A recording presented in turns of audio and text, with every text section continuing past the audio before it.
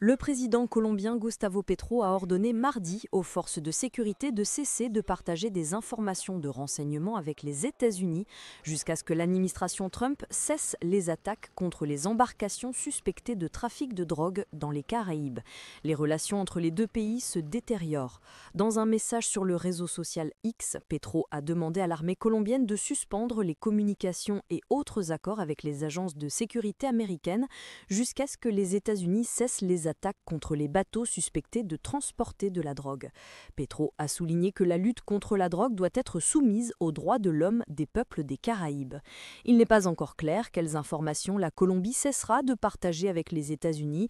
La Maison-Blanche n'a pas encore réagi aux déclarations de Petro.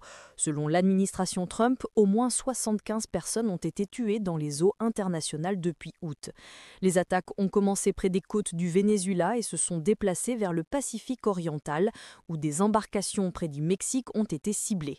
Petro demande que le président Trump soit enquêté pour crimes de guerre pour ces attaques qui affectent des citoyens du Venezuela, de l'Équateur, de la Colombie et de Trinité et Tobago.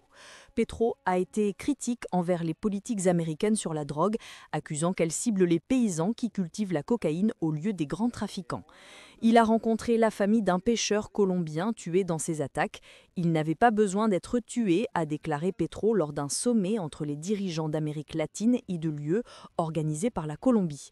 L'administration Trump a accusé Petro d'être indulgent envers les trafiquants, critiquant la décision de ne pas extrader les chefs rebelles colombiens. En octobre, des sanctions financières ont été imposées à Petro et à sa famille pour des accusations d'implication dans le commerce de la drogue.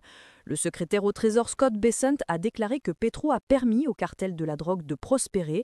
Les tensions ont augmenté alors que les États-Unis renforcent leur présence dans les Caraïbes du Sud, avec 8 navires de guerre et des Marines dans la région. Un porte-avions, l'USS Gerald Ford, devrait arriver ce mois-ci. Le gouvernement vénézuélien considère ce rassemblement militaire comme une menace pour sa souveraineté. Le ministre de la Défense du Venezuela, Vladimir Padrino López, annonçait un exercice pour la défense de l'espace aérien.